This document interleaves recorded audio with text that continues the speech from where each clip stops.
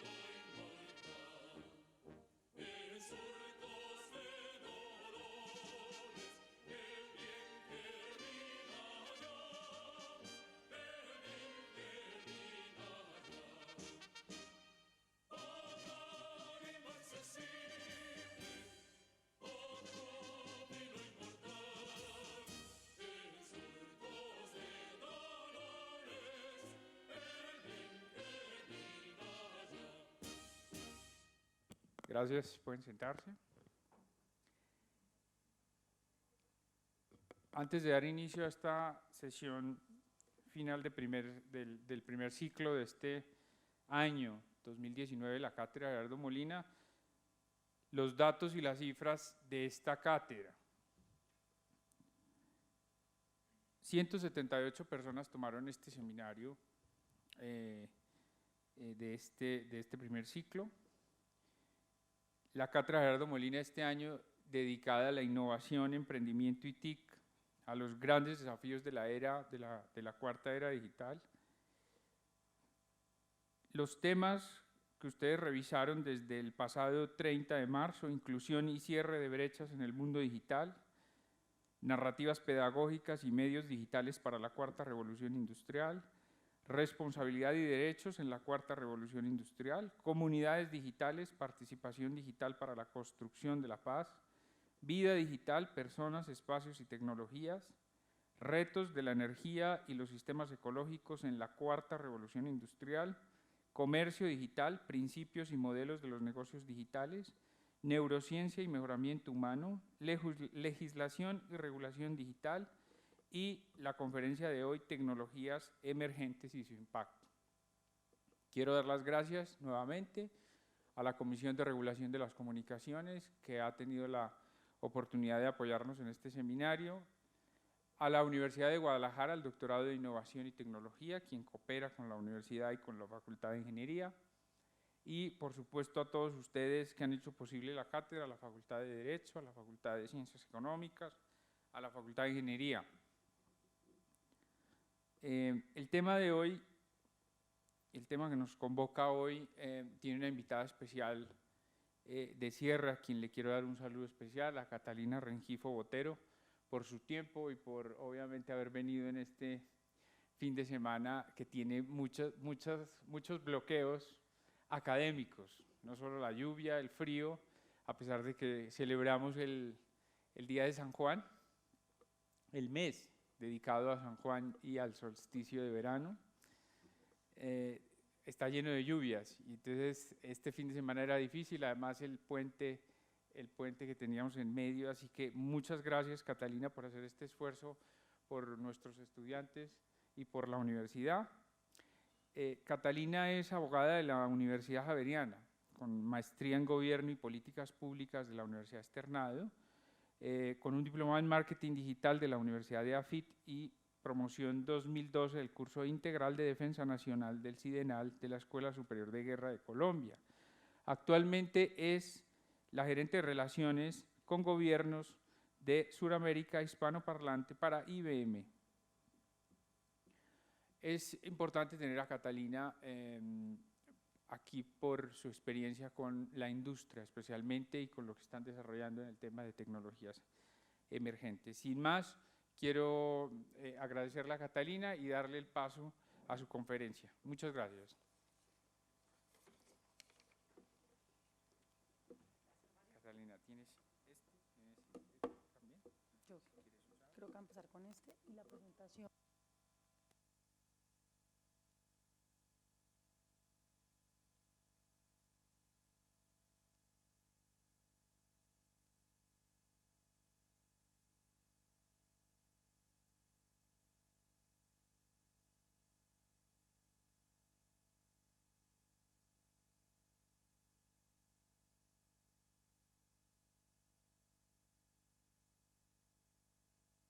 Aprenderlo, ¿cierto? ¿Cómo están todos? ¿Cómo les ha ido? Ah, bueno, yo soy Catalina Rengifo. Llevo más de 10 años en el sector de tecnología. Inicié mi carrera profesional como abogada. Trabajé en sitios espectaculares como la Auditoría General de la República. Fui secretaria privada de Colciencias. Trabajé en el Consejo de Cali, la Universidad Javeriana. Y hace 7 años y medio estoy en una compañía espectacular que se llama IBM. Pero quiero empezar a conversar con ustedes sobre tecnología emergente y su impacto. Lo primero que quiero preguntarles en este momento, y para eso los voy a desacomodar, es ¿quiénes de ustedes en los últimos 10 años han ido a un supermercado a comprar cualquier bien? Cualquiera. Una manzana, una pera, un agua. Pónganse de pie, por favor. Los que lo han hecho, pónganse de pie. ¿Quién ha ido a un supermercado, centro comercial, tienda de barrio, a comprar una pera, una manzana, un pantalón, listo? Ahora les voy a pedir un favor.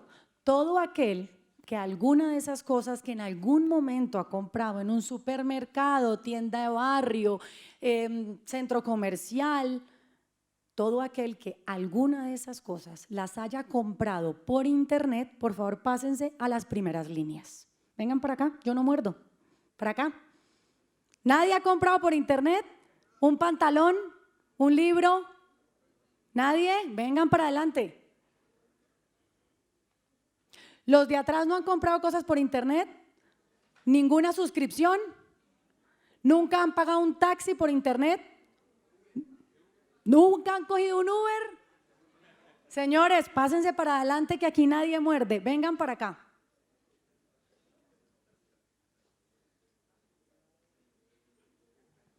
Esta es una bonita forma de desacomodarlos, pero también de invitarlos a que se hagan adelante para que estemos más cerquita y podamos hablarnos un poquito más de frente. Me gusta mirar a la gente a la cara. Les pido que por favor se hagan acá.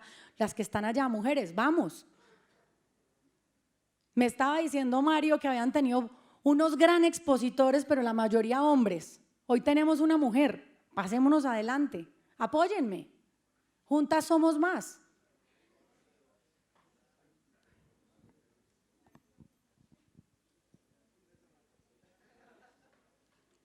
Bueno, la pregunta no era solamente para pedirles que se hicieran acá adelante.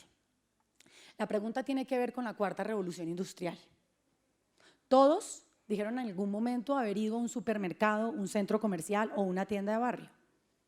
Y la gran mayoría, si no todos, después de que lo aceptaron, porque el problema era moverse, no aceptar lo que estaba sucediendo, dijeron que alguna de estas cosas la habían comprado por un medio digital.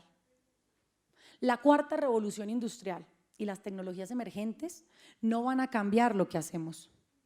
Vamos a seguir comprando bienes, vamos a seguir desplazándonos, vamos a seguir haciendo transacciones financieras, pero las vamos a hacer de forma diferente. Vamos a empezar a comprar por internet como estamos comprando. Vamos a empezar a pagar por internet como estamos pagando. Vamos a utilizar sistemas complejos como blockchain para asegurar las transacciones. Vamos a utilizar inteligencia artificial que nos ayude a mejorar la personificación o segmentación de nuestro mercadeo. ¿Aquí cuántos abogados hay? ¿Hay algún abogado? Bueno, feliz día. Hoy es el día del abogado. A los abogados también nos está ayudando muchísimo la inteligencia artificial y vamos a hablar de eso más adelante. ¿Hay ingenieros? Bueno, ustedes entienden el impacto que tienen las tecnologías en la carrera de cada uno de ustedes, independiente de cuál sea su área de expertise o su desarrollo el día de mañana. Así que bienvenidos a esta charla, espero les guste. Estas son las 10 tecnologías de acuerdo a Bill Gates y MIT que van a tener eco en los próximos años. Entonces él habla de una pastilla que contiene una sonda, entonces que ya no hay que ponerle la sonda a las personas en una pastillita microcápsula que se toman, unas tecnologías que tienen que ver con los cánceres, entonces cómo hago para prevenir el cáncer en cada tipología de ADN de las personas, hablan de asistentes de inteligencia artificial complejos, trampas para el dióxido de carbono, robots con destrezas. Todos estos, señores, no son tecnologías emergentes. Son formas de aplicar las tecnologías emergentes. Todas estas cosas que ustedes ven aquí tienen cosas en común. Tienen inteligencia artificial, tienen el uso de la nube, tienen blockchain en algunos de los casos, tienen IoT y tienen seguridad en el manejo de los datos. Porque si no, ninguna de estas van a ser exitosas. Cuando se encuentren con este tipo de listados, denominaciones o sugerencias, IBM tiene uno que se dice 5 on 5, MIT tiene siempre piensen que va más allá de lo que están viendo en el listado y es cuáles son esas tecnologías que están detrás de esas innovaciones que se están dando. Está un poquito chiquita la letra, pero se las voy a acercar para mostrárselas. Nuevas tecnologías en el sector industrial, tenemos la primera, esto es en Colombia, esto es un análisis de la ANDI del 2018, es un documento que si lo necesitan y quieren revisarlos para algunos de sus trabajos se los podemos hacer llegar, tiene realmente muy buena información alrededor del desarrollo de las tecnologías y la aplicación de las mismas en los diferentes sectores e industrias. En el sector industrial, lo que nos está mostrando la tabla es que el 14.5% de las inversiones que se hacen en tecnología se están haciendo en temas de inteligencia artificial aplicada. Mientras, en computación en la nube y el 14.5% inteligencia artificial aplicada. ¿Alguien sabe quién es computación en la nube? ¿Nadie sabe qué es cloud computing? ¿Usted sabe qué es cloud computing? ¿Qué es cloud computing?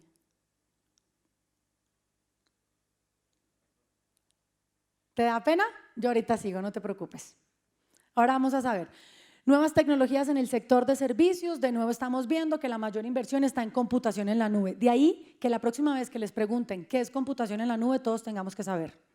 Porque ya vimos que en dos sectores diferentes, la computación en la nube es una de las verticales con más inversión en los sectores, en los dos sectores que estamos estudiando en este momento.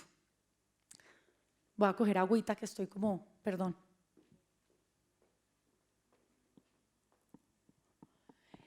En cambio, en las tecnologías, en los servicios, la situación es exactamente igual a la que estábamos viendo que en el sector industrial. Finalmente, en las áreas de transformación digital, espérense un segundo que está cerradita.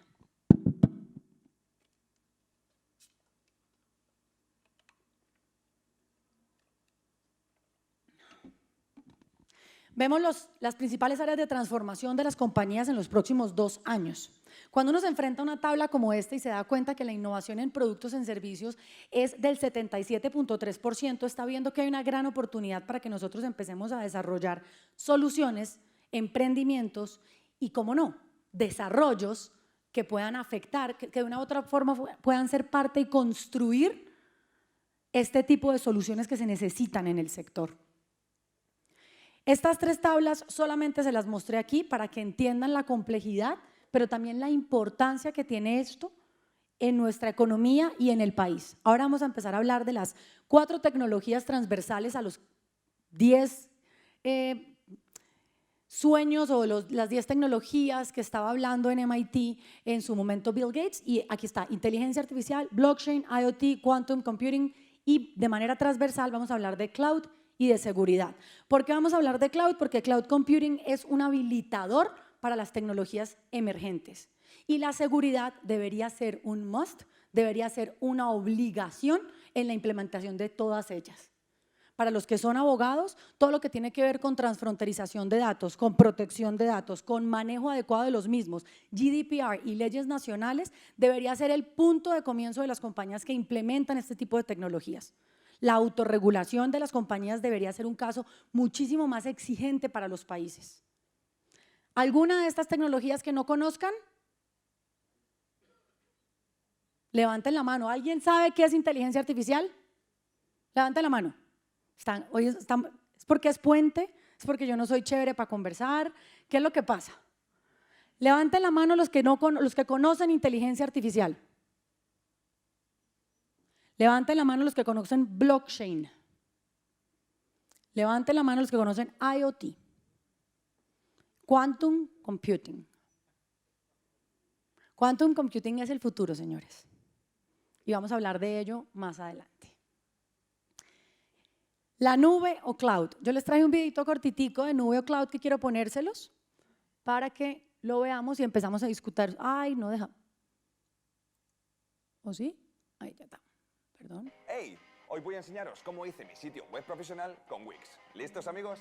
Entráis a... Buenos y tecnológicos días. Hoy en día casi todas las soluciones tecnológicas pasan por el cloud.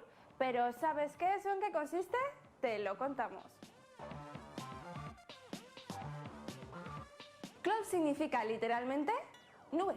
En términos informáticos nos referimos a un paradigma que permite ofrecer servicios de computación a través de la red, que generalmente es Internet. Dicho así puede parecer complicado, pero si te hablamos de Gmail, YouTube o Amazon Web Service, seguro que te suena un poco más. Pero vayamos por partes. El concepto de nube se refiere al almacenamiento de datos fuera de nuestros dispositivos. Voy a pararlo ahí. Primer paradigma. La nube no es una nube física en alguna parte de la estratosfera volando como alguna gente cree. Yo me he acercado a compañías en donde cuando preguntamos y hablamos del servicio de nube te dicen: ¿y eso en qué órbita está?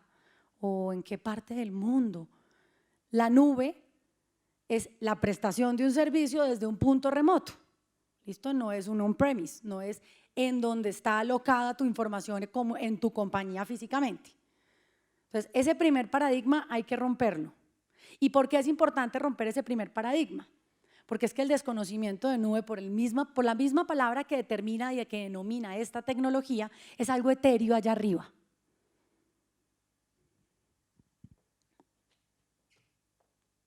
Es decir, si tú guardas una foto en la carpeta de mis documentos en tu ordenador, solo podrás acceder a ella a través de ese ordenador.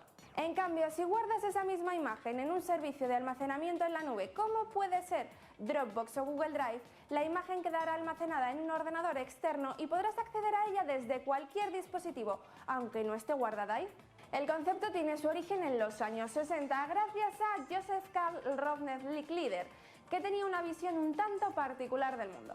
De hecho, pretendía que todo el mundo pudiera estar interconectado para poder acceder a los programas y datos desde cualquier lugar. ¿Os suena? Sin embargo, hay otra serie de expertos que atribuyen el término Cloud Computing a John McCarthy, quien propuso la idea de computación como servicio público. Como Internet no empezó a contar con ancho de banda significativo hasta los años 90, podríamos decir que la computación en la nube ha sufrido un desarrollo tardío. Y es que a pesar de que sus inicios fueron en los 60, no fue hasta 1999 con Salesforce cuando se empezaron a ofrecer aplicaciones empresariales para web simples. En este sentido, hay varios tipos de Cloud Computing. Privada, cuando atiende exclusivamente a la organización. Pública, cuando la infraestructura está abierta al público en general. E híbrida, cuando mezcla las dos. Utilizar un servicio en la nube puede llevar muchas ventajas a una organización. Entre ellas que puedes acceder a tus archivos desde cualquier sitio y desde varios dispositivos. Además, es especialmente económico en lo que se refiere a software y hardware, así como a mantenimiento técnico. Pero si hay algo por lo que destaca es por la escalabilidad, una característica fundamental en cualquier servicio de empresa. Pero si hay un gran debate en el tema del cloud, es en el tema de la ciberseguridad. Y es que aunque debería ser más segura que los modelos tradicionales, la cosa no es tan sencilla. Muchos de tus archivos pasan de estar en tu ordenador a estar fuera de él. Esto implica dejar de tener control sobre ellos, por lo que nunca podrás estar al 100% seguro de quién accede a estos archivos o si están o no protegidos como deberían. Y esto es cloud y así os lo hemos contado. Ya sabéis, like si os ha gustado.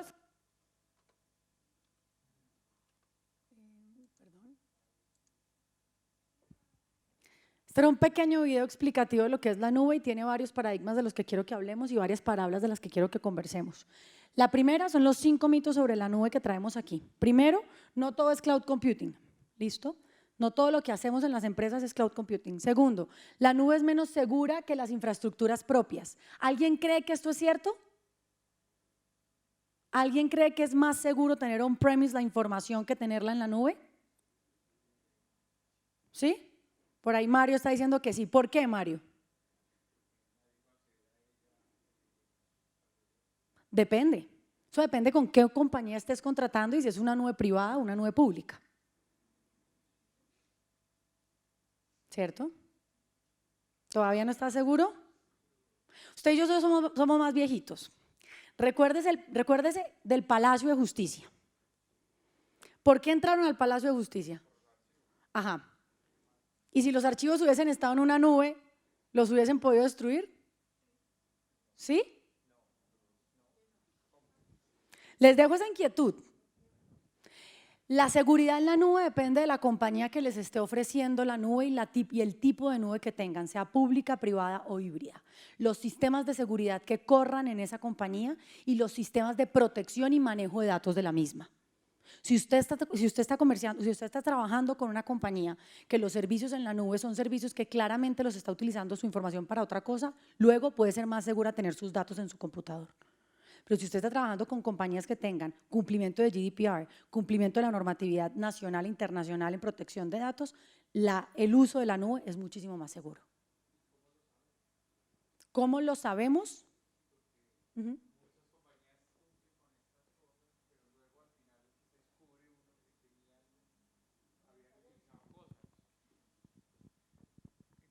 Que a veces las compañías cumplen una cantidad de certificaciones, pero que luego se descubren escándalos pues muy peligrosos, por ejemplo, como la desviación de archivos, como lo de Wikileaks o el escándalo de Facebook o el uso de datos. ¿Cómo garantizar, cómo saber eso al final? Ahí hay varios indicadores. Si usted lee los términos y condiciones y en el mismo dice algo sobre el uso de sus datos en otras áreas, pues empiece a preguntar. Si adicionalmente esa compañía públicamente no dice estar cumpliendo con GDPR, empiécese a cuestionar. Y si además de eso la compañía tiene investigaciones en otras partes del mundo, pues con mayor razón, ¿cierto? Y si la compañía adicional a todo eso no tiene políticas de autorregulación en el manejo de datos, pues también es un indicador. ¿Bien? ¿No quedaste contento con la respuesta? Ok. La nube no es adecuada para las actividades principales de la empresa. Nube igual a data center. Necesitamos una estrategia cloud. Estos son algunos de los paradigmas que vemos en las empresas cuando nosotros hablamos del tema de la nube. ¿Nube? ¿Qué es nube entonces? Son servicios de computación a través de una red, almacenamiento de datos fuera de los dispositivos, infraestructuras tecnológicas dinámicas con un alto grado de optimización. Nube cloud, ya hablamos que existe privada, pública e híbrida. Y les voy a poner el siguiente ejemplo para que lo entendamos. Una nube pública es, ¿alguien ha ido a la biblioteca de la universidad? Sí, ¿cierto? Una nube pública es llegar a la biblioteca de la universidad, encontrar un rack con una cantidad de libros e ir y poner ahí mi tesis de grado. ¿Listo? Una nube privada es entrar a la universidad, encontrar una cantidad de racks, hay un rack que dice Catalina Rengifo y yo pongo ahí mi información. Una nube híbrida es cuando yo puedo tener ambos tipos de nube, pero también puedo adicionarle un on-premise. que es tu propia nube, tu propio espacio, en tu locación. Entonces, ¿qué se migra a la nube? Los datos, los servicios, las aplicaciones, las funcionalidades de procesos. Inteligencia artificial. Como ya hablamos de qué es inteligencia artificial, les voy a empezar contando que no es inteligencia artificial. La inteligencia artificial para muchas personas es robots, automatización de procesos, ¿cierto? Entonces ahí viene la gran pregunta de me voy a quedar sin trabajo, me van a reemplazar, va a venir un robot a hacer lo que yo estoy haciendo, ya no vamos a tener una persona en la portería del hotel, sino que va a haber un robot chiquitico que me va a decir qué quiero, qué no quiero. Y es un miedo que es válido, porque todas las revoluciones conllevan a cambios. Pero es un miedo que está infundado en las noticias de aquellas personas que no tienen la información real de lo que es inteligencia artificial. Para que la inteligencia artificial funcione, ustedes necesitan una cosa muy importante, necesitan datos. La inteligencia artificial solo opera cuando ustedes tienen datos. Los datos los recogemos del reloj, del celular, de los diferentes aplicativos de IoT que ya vamos a verlos más adelante. Los datos son la minería del futuro. Los datos son todo lo que hoy por hoy posibilita que cuando usted coja Uber le diga por dónde va y cuánto se va a demorar. Igual que Waze, igual que tantas otras aplicaciones que a ustedes les da información colectiva de manera particular para mejorar su calidad de vida. Entonces, ¿qué no es inteligencia artificial? No es un robot, no reemplazará al ser humano, potencializará al ser humano. ¿Y por qué potencializará al ser humano? Porque usted tiene más herramientas para tomar decisiones. Y ya les voy a poner varios ejemplos en diferentes industrias de proyectos de inteligencia artificial que hoy están desarrollándose y lo que han logrado es hacer más eficiente el estudio o por lo menos la calidad de la vida de aquellas personas que están viéndose beneficiadas. Y finalmente no es un pensamiento irracional. ¿Qué significa que no sea un pensamiento irracional? ¿Ustedes creen que la inteligencia artificial tiene sentimientos? El ser humano tiene la capacidad de sentir, el ser humano tiene la capacidad de decidir con esos sentimientos.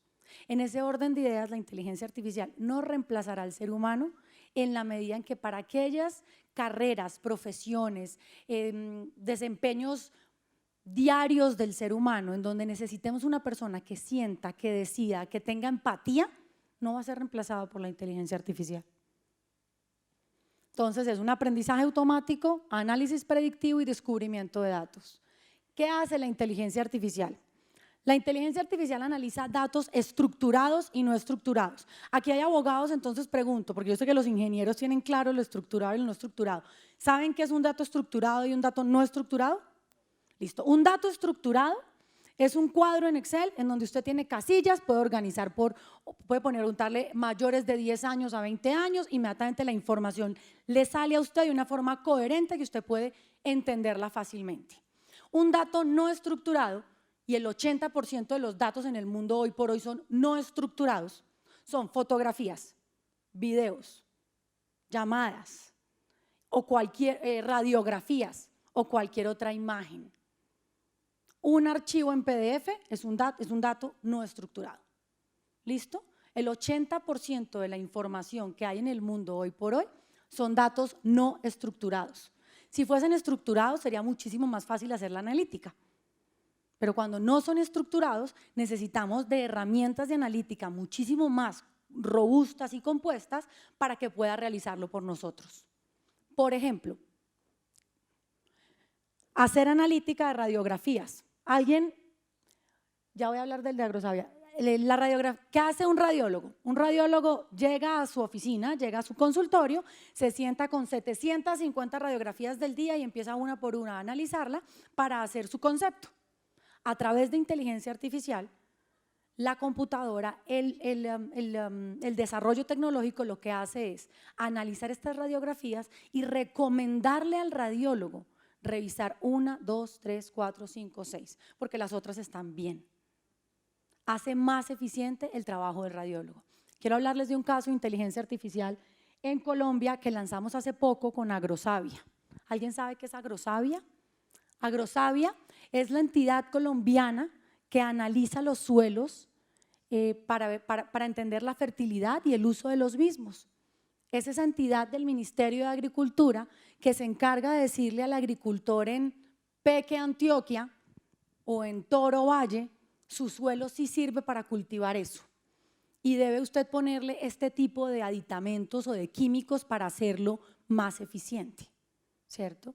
Agrosavia lo que hizo con el Ministerio de Agricultura y con el Ministerio de TIC fue hacer más eficiente su proceso de análisis de suelos a través de la inteligencia artificial. ¿Cómo se hacía antes? Antes lo que sucedía era que el agricultor iba, tomaba su muestra de suelo, la mandaba por servientrega a Agrosavia, donde están los agrónomos estudiaban la muestra de suelo, veían comparativos en una cantidad de papeles que ellos tenían en computadora, algunos digitales, otros no digitales, y de ahí tomaban una decisión para decirle al señor agricultor, usted debería plantar tomate. Está muy bien, usted está diciendo que va a plantar tomate, plante tomate, que el estudio que le hemos hecho a su suelo es que puede plantar tomate. Lo que se hizo con la inteligencia artificial y cómo es el proceso ahora, y se lo tengo aquí diagramado para que lo vean, así se hacía antes, miren, 1, 2, 3, 4, 5 pasos para llegar a la recomendación al agricultor. Con inteligencia artificial, ¿qué es lo que está sucediendo? Con inteligencia artificial lo que estamos haciendo es que se toma la muestra, llega a Agrosavia, Watson en este caso, que es la inteligencia artificial de IBM, está analizando la muestra de manera eficiente y pronta, y está recomendándole al agrónomo teniendo en cuenta varias variables. La primera, ¿qué se ha hecho antes con esa tierra? Eso se llama trazabilidad. Porque sucedía que a ti te podían recomendar una cosa que iba en contravía que te habían recomendado otra antes.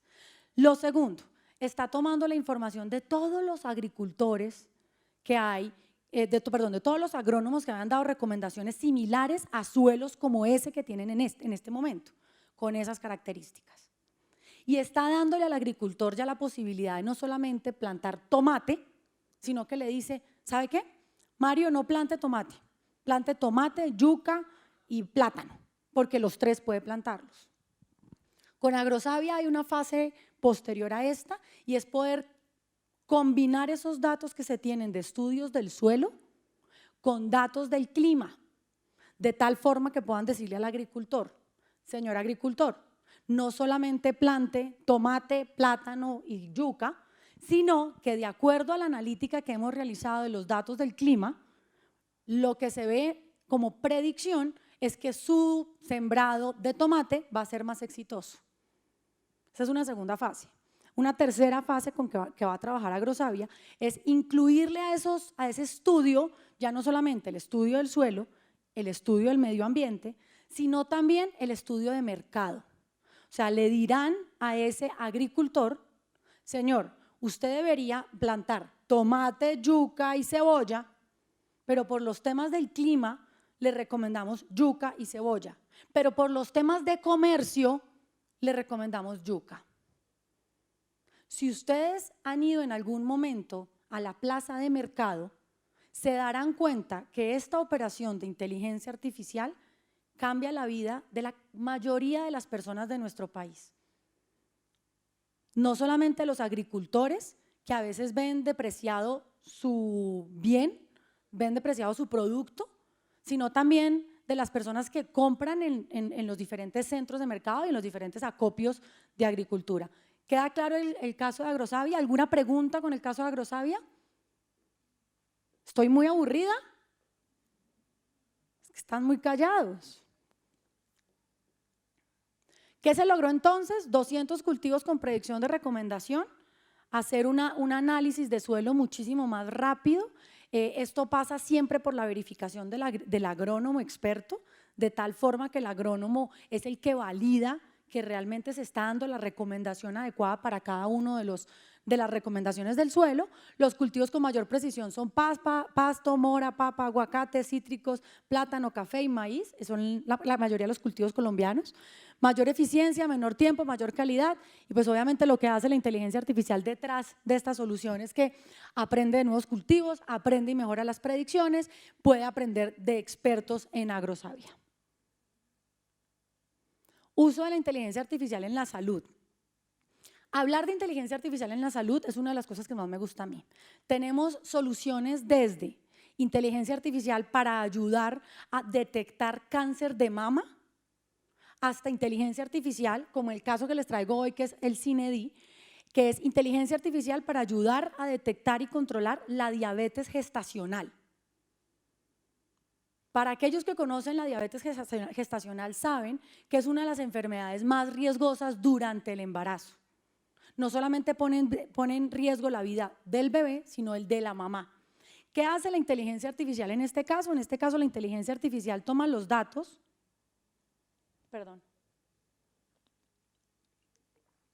de la mujer en embarazo, sus antecedentes familiares, del hombre, de lo que ha sido el embarazo, de los diferentes exámenes que hacen en el embarazo, y hace la predicción necesaria para determinar si esa mujer tiene un porcentaje de posibilidad de generar la diabetes gestacional, de tal forma que puede ser controlada su alimentación y su estilo de vida desde antes de que la misma aparezca. Esto es enorme para la medicina. Pero hay otro caso de uso en medicina con inteligencia artificial y es la que tiene que ver con neonatos. Los neonatos son los bebés recién nacidos y se mueren a veces sin entender por qué. En África, en uno de los hospitales, lo que se está haciendo es que se está aplicando inteligencia artificial para determinar aquellas correlaciones que a ojo humano son imposibles de detectar. Y con ello predecir que, por ejemplo, un incremento en 3 días de un punto en la temperatura de un bebé puede conllevar a que el niño fallezca. Estas correlaciones cambian la vida de los seres humanos, salvan vidas. Y la inteligencia artificial manejada de manera adecuada, con los estándares necesarios y acompañada de sistemas que garanticen que no existen sesgos para el análisis del mismo, es una de las formas de mejorar la calidad de vida de los seres humanos. Esto es un poquito más de lo que ya hablamos, que es el ejemplo de qué es la diabetes gestacional, cómo se maneja, cómo se ha venido haciendo la analítica del mismo, cómo se ha venido integrando un clasificador automático para que ya con la información dada y con los diferentes exámenes de las mujeres se saque la alerta de la posibilidad de generar esta enfermedad y cómo pues durante 17 meses se ha estudiado más de 100 pacientes y se ha logrado establecer correlaciones que van a salvar una cantidad de mujeres y de niños. Preguntas de inteligencia artificial.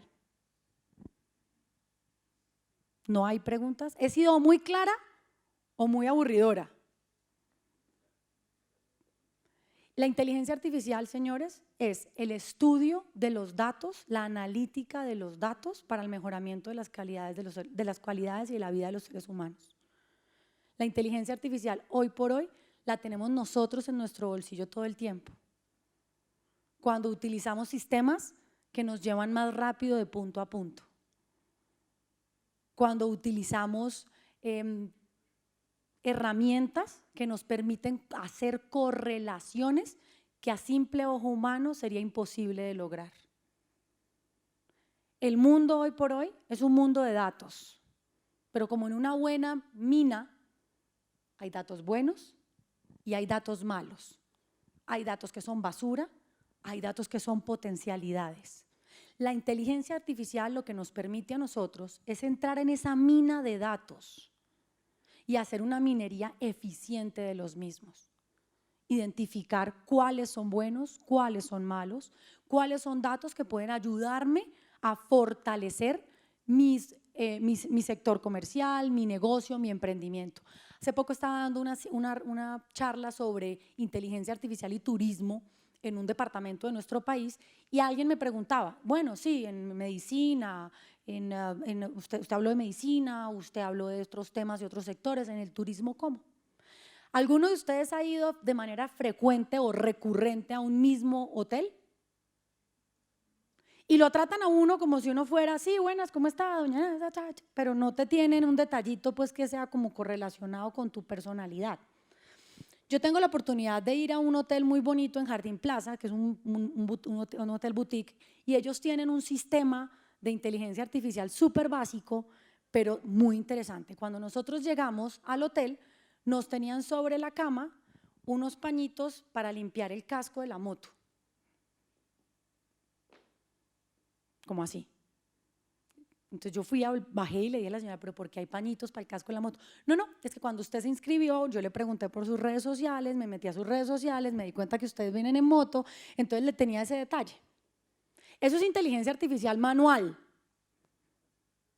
Pero imagínense que cada vez que ustedes llegaran a un sitio, siendo usuarios frecuentes de ese sitio, recurrentes de ese sitio, el sitio al que lleguen puede darles una experiencia única e irrepetible, segmentada para cada uno de ustedes. ¿Ustedes han visto las promociones que llegan a la casa de los diferentes sitios? La mía no es igual a la de Mario. Pero entonces el tema de inteligencia artificial depende mucho de cuál es la experiencia del usuario utilizando esta herramienta como minería de datos, porque al final, digamos, si tú buscas cierto tipo de cosas, al final solo te va a mostrar esto. Cuando, por ejemplo, hay tendencias políticas, cuando tú haces, por ejemplo, accedes a información en la red y tienes una tendencia política, por lo general el sistema te muestra, digamos, tendencias políticas tuyas. Por lo tanto, yo no sé si esto va a transformar obviamente la manera de pensar del personaje, porque solo va a ver eso y no va a ver el resto del mundo. Entonces, ¿qué tan difícil es? Segmenta muchas cosas. Digamos, ¿esto depende más de la educación del personaje o cómo se hace? ¿Cómo lo ven? Terminaste con la respuesta. Y yo creo que tiene que ver con la experiencia de cada uno de nosotros, la cultura de cada uno de nosotros y la responsabilidad que tengamos. ¿Listo? Y voy a hablar un poquito ahí de seguridad porque está muy correlacionado a lo que estás diciendo. La inteligencia artificial es una herramienta que potencializa el conocer humano, la sabiduría y la capacidad de resolver los diferentes retos que tenemos como seres humanos. ¿Cómo utilicemos esa inteligencia artificial? Depende de todos nosotros y de las compañías que proveen el servicio. ¿Listo? Te voy a poner un ejemplo clarísimo.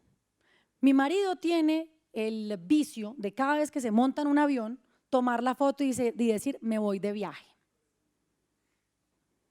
Lo que parece chistoso significa que le está diciendo a todos los que pueden acceder a sus herramientas de redes sociales que el señor no está en la casa, que la casa está sola y que por consiguiente es fácil entrar a robarla. Entonces, no es la red la que es mala, es el uso que le damos a la misma, es no entender lo que la misma da. Un carro puede ser un arma para matar gente o puede ser un vehículo que nos lleva y nos transporta de un lado a otro. La inteligencia artificial no es el enemigo. La inteligencia artificial es una forma de ayudar el conocimiento del ser humano para llegar allá, para llegar más allá. Véanlo como un secretario privado en todas las profesiones. Véanlo como un experto que está al lado tuyo ayudándote a tomar decisiones con la información que existe en el mundo. Pero depende de cómo la manejemos y con qué empresas estemos trabajando para ello, cómo podamos ver el día de mañana su impacto. Yo personalmente tengo muchas de mis cosas bloqueadas, pero eso depende de cada uno, de cómo maneje cada uno ese tema. ¿Alguna otra pregunta? Si quieres habla, yo creo que me voy a bajar. Ya. En cuestión de la inteligencia artificial, de que ya se han hecho varias máquinas que se automatizan y hacen trabajos que antes hacían los obreros, por decirlo así, ¿cómo afecta en el empleo de esos obreros que ahora ya no son contratados para hacer esas actividades? Esta es una pregunta súper interesante porque tiene que ver con el reemplazo del ser humano por las máquinas que son potencializadas con inteligencia artificial, ¿cierto? En todas las revoluciones hay un reto para el ser humano. Todas las revoluciones han traído un reto para el ser humano. El reto es el reto de capacitarse. Yo no estoy diciendo aquí que no se van a acabar algunas profesiones, muy probablemente van a mutar muchas de ellas. El reto está en cómo nos capacitamos nosotros para que esa mutación sea eficiente para nosotros y podamos encontrar espacios laborales. Aquellos trabajos que todavía sean necesarios que tengas tú, una persona tenga empatía, sentimientos, todo lo que tenga que ver con relación con el cliente de empatía, va a continuar siendo personal. porque como hablamos ahorita, la inteligencia artificial puede hacer muchísimas cosas, pero no reemplazar un ser humano. Puede potencializarlo, pero no reemplazarlo. ¿Contesté tu pregunta? ¿Sí? ¿Alguna otra pregunta de inteligencia artificial? Ay, por allá.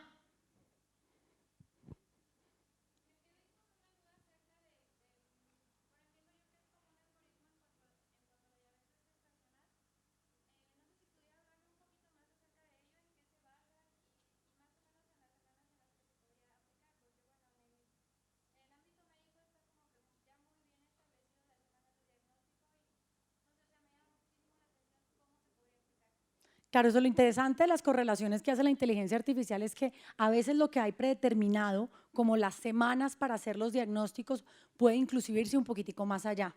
Puedes tener correlaciones que no tenían en cuenta antes para tomar la decisión. Por ejemplo, la forma de alimentación de la persona desde antes de quedar en embarazo, la historia de sus padres, que son datos que no se estaban analizando en el momento que se estaba evidenciando que la mujer tenía diabetes gestacional. Toda aquella información que dé para correlacionar la situación de la mujer con lo que está sucediendo desde antes. Mira la diferencia. Tú estás hablando de un número de semanas donde le decían a la señora, evidentemente señora, usted tiene diabetes gestacional, ¿cierto? Lo que hace este sistema, lo que hace este desarrollo es que le dicen a la señora en los primeros meses o antes de que le dé, señora, usted puede darle diabetes gestacional. Esa es la diferencia. ¿Listo? ¿Alguna otra pregunta con analítica de datos? Acá. Grita que ya fui hasta allá.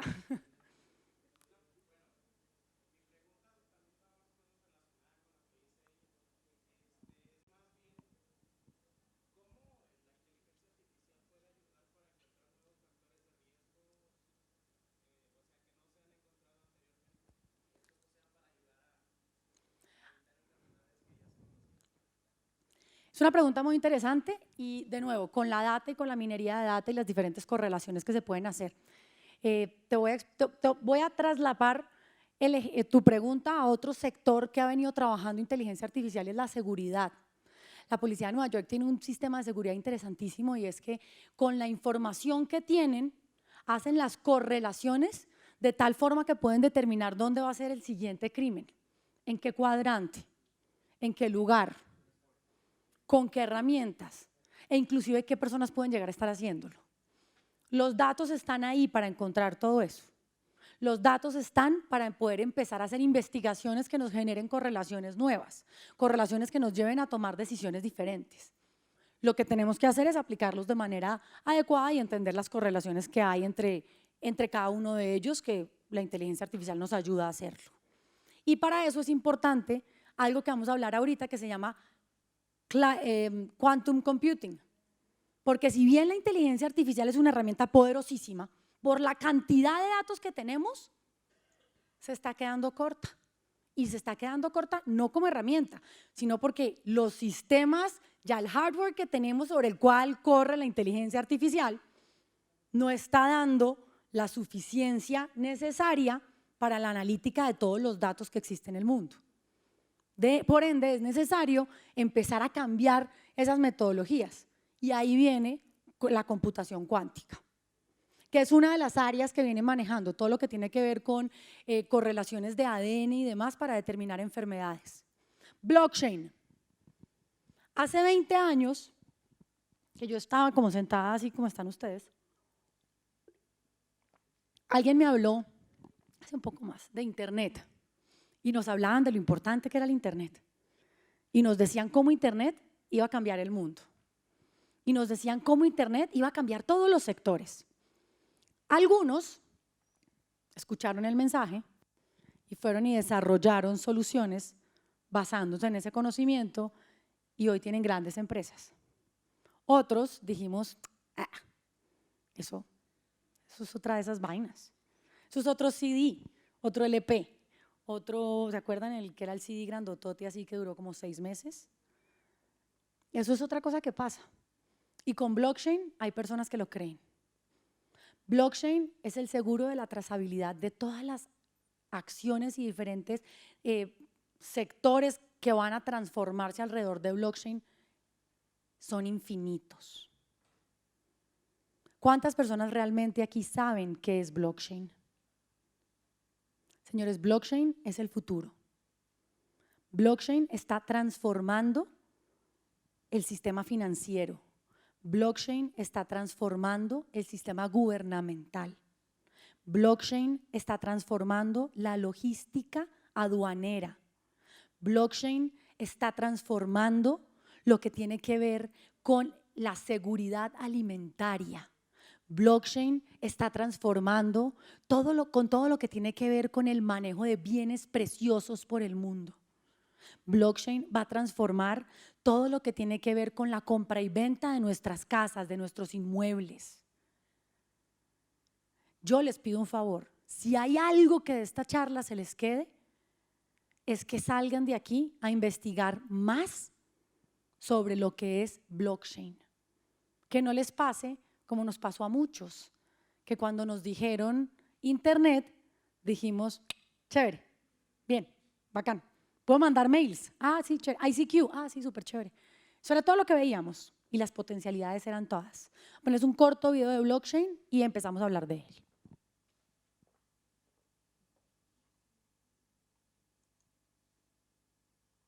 José y Álvaro utilizan eToro para invertir en los mercados financieros.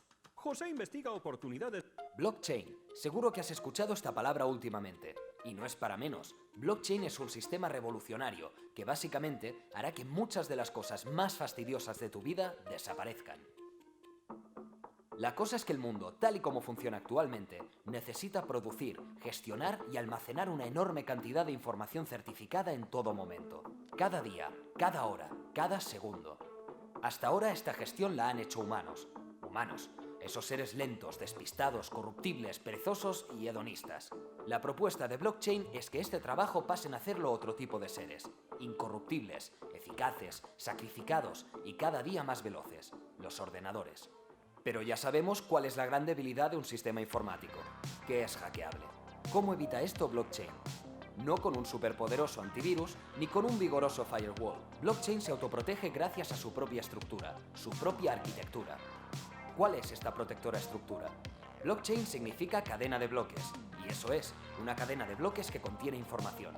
Cada bloque puede contener diferentes tipos de información. El ejemplo más famoso es el del Bitcoin, pero hay muchos otros. ¿Y qué tiene cada bloque? 3 cosas. La primera, la información. En el caso de Bitcoin, por ejemplo, la información relativa a las transferencias de dinero. Emisor, receptor, fecha, cantidad, etc. La segunda, algo muy importante, el llamado hash. El hash es el número de identificación del bloque. Se trata de un número único e irrepetible. Cada uno de los bloques tiene el suyo propio. La tercera, y también tiene el hash del bloque anterior, por lo que cada bloque queda conectado con su predecesor y su sucesor. Ahora ves claro lo del chain, ¿no? Efectivamente, los bloques van creando una cadena. Ahora ya sabemos cómo es el blockchain por dentro, pero ¿por qué es inhackeable? Por 2 cosas juntas. La primera, el hash, y la segunda, que muchos ojos están mirando todo el rato. El hash, como hemos dicho, es el número único de cada bloque, pero tiene una gran peculiaridad. El número se genera según el contenido del bloque. Eso significa que si se cambia el contenido del bloque, la información, automáticamente cambia el hash. Imagínatelo como una pieza de puzzle. Con tal información tendrá tal forma. Si alguien cambia la información, la forma también cambiará, por lo que dejará de encajar y la cadena quedará invalidada. No es que haya una única base de datos, cada usuario de blockchain tiene una copia de ella. Dado que muchos ojos están mirando todo el rato, si un usuario altera la información de su copia, la comunidad lo sabe, por lo que su versión de la base de datos es anulada y queda sin efecto. Ahí está la diferencia. La seguridad y la certificación de los documentos en blockchain se la dan los usuarios. No una gran institución, no un banco, no un notario. Usuarios iguales, pero muchos, muchísimos. ¿Y cómo lo hace blockchain para captar a todos estos usuarios? Buena pregunta. Los usuarios pueden decidir unirse a la red blockchain por 2 motivos. Simplemente para usar el sistema o bien para hacer algo mucho más goloso. Crear nuevos blocks para la chain. Los que hacen esto último son los mineros. Muchos partícipes de blockchain no están allí para usar los servicios del sistema, solo quieren una cosa, crear nuevos bloques. Son los llamados mineros. A medida que se van firmando... Es un video que les recomiendo, lo voy a dejar ahí porque son 5 minutos y medio, luego lo pueden terminar ustedes, pero es un video súper claro que es blockchain. ¿Y cuál es una de las principales características del blockchain? Es inmutable. Si alguien altera la información, los usuarios de ese blockchain van a percatarse del mismo y él va a romper el blockchain, por lo que hace que la información sea inmutable. Esto significa que tenemos una herramienta que es capaz de hacer trazabilidad a todas las actuaciones de los actores inmersas en la misma. Y entonces, ¿ustedes se imaginan lo que esta tecnología significa para la contratación estatal? Lo que esta tecnología significa para los procesos de contratación de alimentos de los niños, lo que esta tecnología significa para todo lo que tiene que ver con aduanas internacionales, trazabilidad de alimentos. ¿Cuántos de ustedes, cuando ven una noticia en televisión sobre un medicamento o sobre un alimento que le ha hecho daño a otros seres humanos, se preguntan si yo no me comí algo así en los últimos días? Y si de pronto sí, ¿cómo estoy segura que eso que yo me comí, que esa vitamina que me tomé, esa agua que abrí, no está en el lote de las que están contaminadas? ¿Cómo sé si esa botella del licor que quieran tomar, que yo abrí, no está adulterada? Eso, señores, es lo que permite el blockchain. Perdón que no cambia la presentación. ¿Va quedando más claro qué es blockchain? ¿Les van dando ganas de llegar a investigar más sobre blockchain? No han desayunado.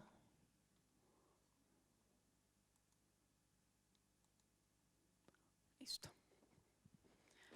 Y vamos a hablar de los ejemplos que hay de blockchain en el mundo. Estos son algunos de los ejemplos que existen. No sin antes mencionarles entonces que no es blockchain. Entonces, ¿qué no es blockchain? Blockchain no es Bitcoin. ¿Listo? Bitcoin corre sobre blockchain, pero blockchain no es Bitcoin. Entonces, el error que algunos gobiernos del mundo cometen al decir que blockchain es malo porque no están de acuerdo con Bitcoin, pues es desconocer que blockchain va más allá de lo que es Bitcoin. ¿Listo? Y que yo puedo tener en blockchain, puedo tener cadenas cerradas y cadenas abiertas. Bitcoin es abierta, yo puedo tenerla cerrada. ¿Qué significa cerrada? Que solamente aquellos actores que tienen la clave para entrar pueden acceder a ella, porque hay redes públicas y hay redes privadas. ¿Qué no es? No es una retención de datos, no es una alteración de la información y no hay registros parciales de los eventos. ¿Qué es entonces blockchain? Como vimos el video y algunos lo escucharon, ¿quién quiere decir qué es blockchain? Cadena de datos. ¿Cadena de datos con qué otra característica? Aquí dijeron cadena de datos. ¿Quién dice otra? Inmutable. ¿Cuál otra hay? Descentralizada. Con trazabilidad también. Con la capacidad de hacer más eficiente los diferentes trámites y las diferentes actuaciones del ser humano. Vengan 4 voluntarios. Necesito 4 voluntarios. Vengan, párense. ¿Quién? Vengan 4 voluntarios. 4 voluntarios. Están muy callados y muy calmados. O soy muy aburrida o el fin de semana les está dando muy duro o el frío los congeló. Alguien de por allá, vengan. Eso, venga, venga. Yo pensé que se iba a parar, se estaba acomodando. Sí, usted. Venga. Bueno, entonces hagámoslo con 3, venga para acá. Aquí están los 4, perfecto. Otro voluntario. ¿Cómo te llamas? Ariadna. Listo. Ariadna tiene una casa súper bonita. ¿En dónde quieres tener una casa, Ariadna? En La Calera. Listo. Ariadna tiene una casa súper bonita en La Calera. Pero resulta que Ariadna ha decidido que se va a ir a vivir a Villavicencio, ¿cierto? Y tiene que vender la casa. ¿Cómo te llamas tú? Milton anda buscando una casa en La Calera y quiere comprar una casa en La Calera. ¿Cómo te llamas tú? Ángel es un banco, es el banco de Milton. Es el banco que le va a hacer el préstamo a Milton para comprar la casa en La Calera, que es de Ariadna. ¿Cómo te llamas tú? Arturo. Y Arturo es el notario que tiene que protocolizar la escritura para la venta de la casa. Una transacción normal de venta de inmuebles se vería así. Ellos dos hacen la negociación, él tiene que ir al banco a pedir el crédito, ¿cierto? Luego tiene que venir a donde una cantidad de otras personas a pedir el permiso de la administración, la escritura del inmueble, que esté con los servicios públicos pagos, que haya pagado los impuestos del departamento y de la ciudad y del estado, etcétera, etcétera, etcétera. Entonces, esta transacción se puede demorar 4 meses si a uno le va bien, 5 meses, porque suceden cosas como que el señor registrado, el señor notario se voltea y dice, no, ese certificado del banco no sirve. Entonces a ustedes les toca volver al banco a pedir el permiso o a pedir la autorización para que le desenfonde la plata, para que le entregue el dinero. Y aquí nos metió la otra parte de la ecuación, que es el otro banco, el Estado, etcétera, etcétera, etcétera. ¿Cómo lo haría blockchain? Un círculo, señores. Blockchain lo haría de una forma mucho más eficiente. Crearía una cadena entre ellos de tal forma que el banco con un clic pueda simplemente autorizar, el señor notario con un clic pueda autorizar y ellos puedan tener su transacción en cuestión de semanas, sino horas. Esa es la diferencia entre cómo las cosas son hoy y cómo las cosas pueden ser mañana. Y como empezamos al principio, eso es la 4ª revolución industrial. ¿Vamos bien? Gracias, señores. ¿Qué otros ejemplos de blockchain tenemos en el mundo? De blockchain en el mundo tenemos un ejemplo muy bonito que se llama TradeLens. TradeLens es un blockchain de Maersk, la naviera. TradeLens lo que permite es hacer comercio internacional de manera eficiente, que los propietarios de los containers que salen de los puertos sepan dónde está su container, cómo está su container, cómo va el proceso de entrada de ese container a los diferentes países y que por consiguiente, como el container no fue alterado desde que salió del centro logístico de la compañía, él mismo puede hacer el proceso de aduana muchísimo más rápido. Esto es transparencia, eficiencia, eficacia y rapidez. Esto ya está operando. De hecho, en Colombia hay un puerto que ya lo está manejando, que es TCWEN. Conecta el ecosistema, transmite la información, fomenta la colaboración, promueve la confianza y existe innovación. Este es otro muy lindo. Trust Chain. Trust Chain es un blockchain para los diamantes. Algunos de ustedes han escuchado el concepto de Blood Diamond y todo lo que hay detrás de lo que es la minería de diamantes. La extracción de diamantes. Con blockchain en diamantes lo que se busca es que la persona que va a comprar el anillo pueda hacer una trazabilidad del diamante hasta el momento en que el mismo fue extraído. De tal forma que todos los procesos que están asociados con la extracción de este mineral, piedra preciosa, ¿cierto? Pueda ser visual a los seres humanos y podamos acabar con lo que estaba sucediendo detrás de la extracción de los mismos. Y voy a un ejemplo que te los puse yo ahorita. Food Trust. Food Trust es otro blockchain que está en operación. Food Trust lo que permite es entender que si, por ejemplo, hay una infección de algún microbio o alguna bacteria en la alimentación que estamos nosotros recibiendo, y se sabe porque van 2 o 3 personas a la clínica a decir, tengo esto, ¿usted qué ha hecho? Yo he comido en tal lado. Walmart, que es quien lidera este blockchain, pueda fácilmente ubicar el lote del cual ese alimento salió. ¿Eso qué significa? Que si yo tengo una aparición de alguna anomalía alimentaria en un tipo de lechuga, no tengo que retirar todas las lechugas de ese tipo de todos los centros que tengo para venta de la misma, sino que solamente retiraré la que está asociada al lote o al bloque de esa lechuga que está contaminada. Eso suena fácil, pero normalmente se tomaban días en hacerlo. Eso significaba vidas de personas y significaba impactos en la economía de cada uno de esos sitios. Hoy lo hacen en minutos. ¿Alguna pregunta sobre estos ejemplos hasta ahora?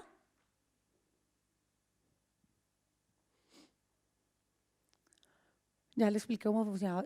Internet of Things. Voy a cerrar el tema de blockchain, entonces voy a hacer una última acotación. ¿Alguien tiene una pregunta sobre blockchain?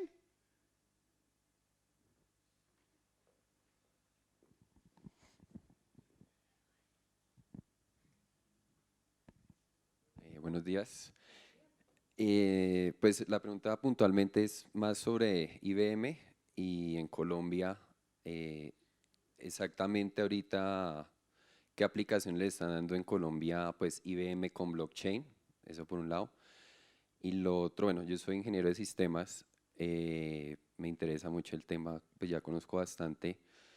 Quisiera saber si hay una forma de, o sea, no sé, de acceder con ustedes, si hay semilleros de investigación, qué están trabajando exactamente y pues si uno puede entrar a participar puntualmente en lo que se está haciendo pues puntualmente en Colombia, porque digamos que todas las tecnologías que hablas pues ya las he visto, son aplicaciones a nivel mundial, pero digamos que a nivel de Colombia no he encontrado exactamente si IBM está aplicando algo o no y si se puede participar.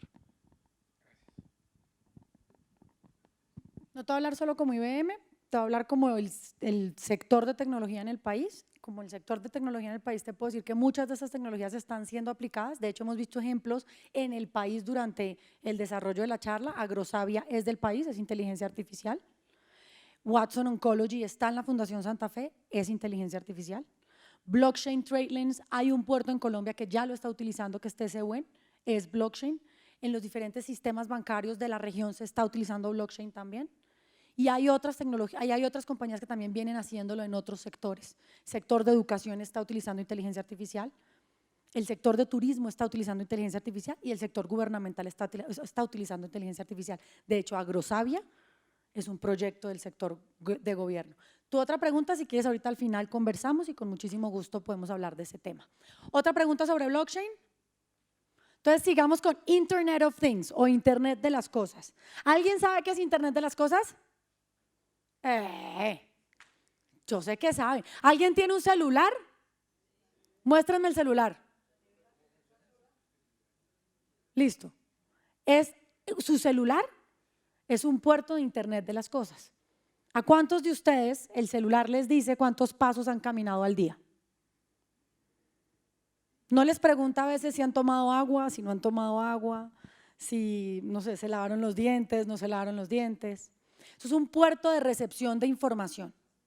El Internet de las cosas son dispositivos que permiten recepcionar datos. Pero acuérdense que cuando hablamos de inteligencia artificial hablamos que los datos per se es como una mina.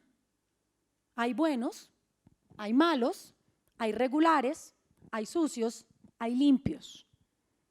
Entonces, el Internet de las cosas solo tiene sentido cuando yo tengo la capacidad o la herramienta tecnológica necesaria para tomar esa información que existe procedente del Internet de las cosas y poder tomar decisiones basadas en ella.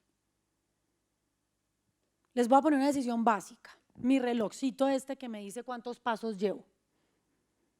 Yo soy la que decido, con la métrica que me da el reloj, que es inteligencia artificial finalmente, si estoy caminando poquito o estoy caminando mucho.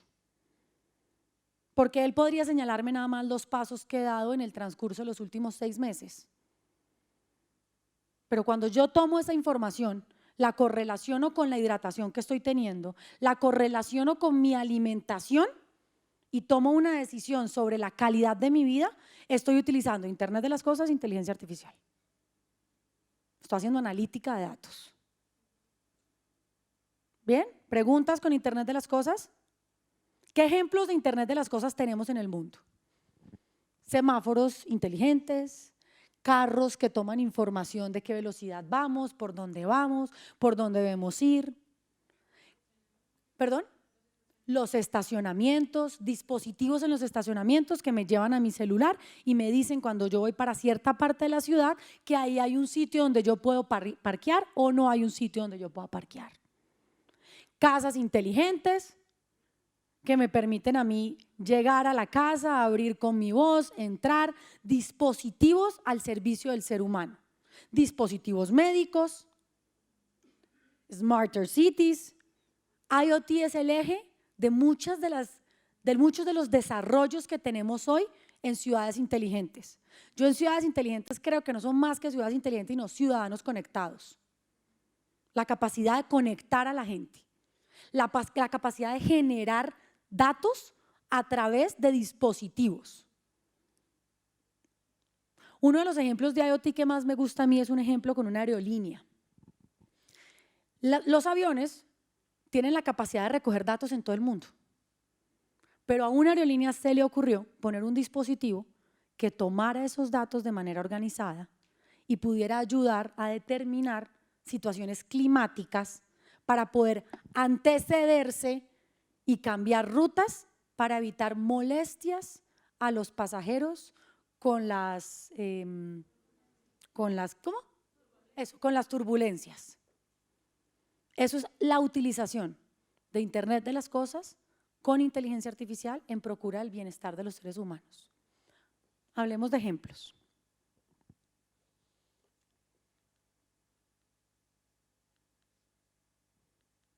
Casas inteligentes, que lo mencionamos.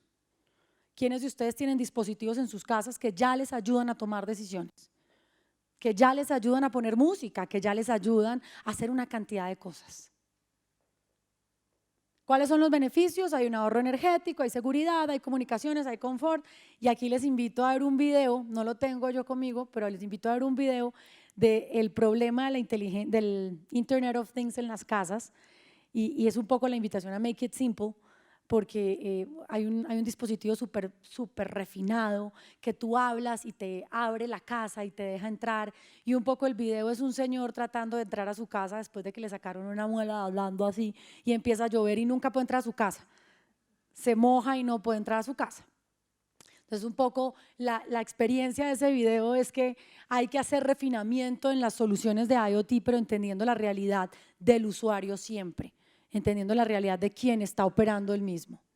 Internet of Things en la medicina, tenemos dispositivos médicos farmacéuticos, tenemos gestión de información de residuos médicos, tenemos seguimiento del personal paciente e inventario, tenemos sistema antisecuestro de los recién nacidos y tantas otras cosas que se están dando en este momento.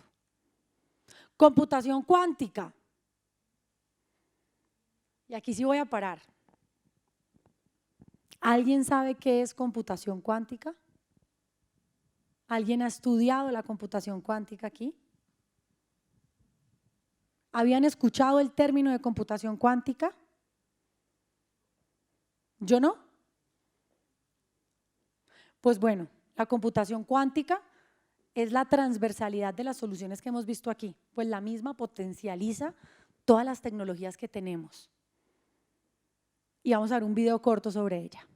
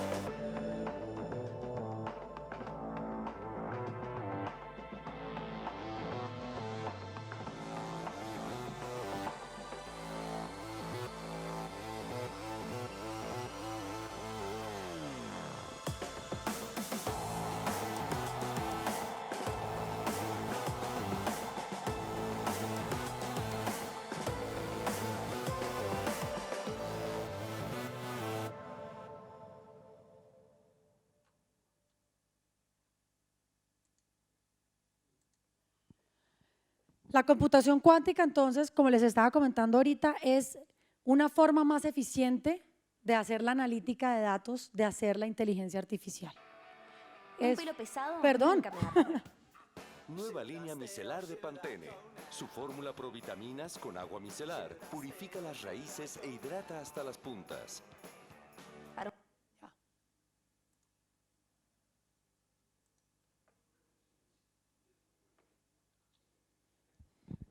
¿Perdón? No, ahí no me funcionó la inteligencia a mí. Ahí no me funcionó a mí la inteligencia. Entonces, la computación cuántica podría estimular el desarrollo de muchísimas de las tecnologías que tenemos hoy. Va a llevarnos a momentos, como preguntabas tú, el de Verde allá que me preguntó por las nuevas tecnologías y las enfermedades. Bueno, no me está mirando. Sí, tú. Como preguntaste tú, la forma de encontrar nuevas enfermedades y poder hacer analítica correlacionada muchísimo más inmersa y entendiendo la cantidad de datos que existe alrededor de la misma es a través de computación cuántica. La computación cuántica, señores, es el futuro de todas las tecnologías que tenemos. Va a ser más rápido lo que hacemos, va a ser más eficiente lo que hacemos y va a lograr resultados a menor tiempo para todos los sectores. La computación cuántica está siendo desarrollada por compañías, la computación cuántica está abriendo la frontera de posibilidades en tecnología. Y los invito a que la conozcan, los invito a que la estudien y a que la tengan en mente, porque en 20 años serán ustedes los que estén aquí parados como yo hablando de computación cuántica y todo lo que se puede hacer con ella. Menos de 20 años. ¿Qué podemos lograr con la computación cuántica? Con la computación cuántica podemos acelerar el futuro e impactar temas como inteligencia artificial porque podremos de una u otra forma analizar muchísimos más datos, potenciar la velocidad de la computación y lograr que el uso de bits o qubits en lugar de usar bits binarios, que esto es uno de los puntos más importantes de la computación cuántica. ¿Alguna pregunta alrededor de la computación cuántica? ¿Me hace una pregunta súper tecnológica? Señor ingeniero.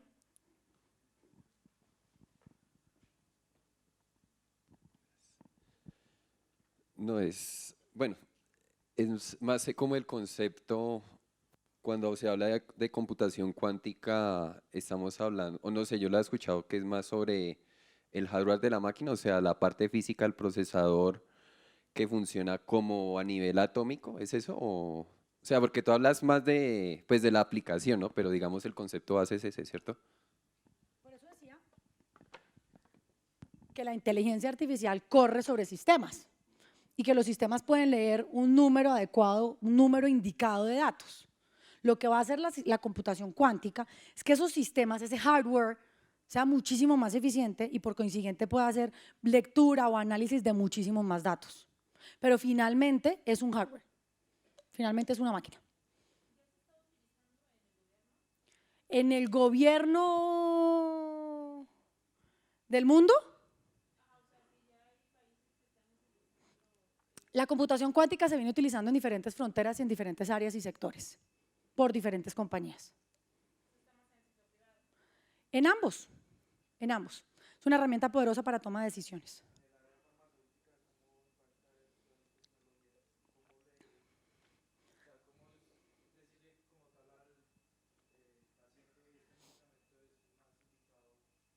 Al paciente no.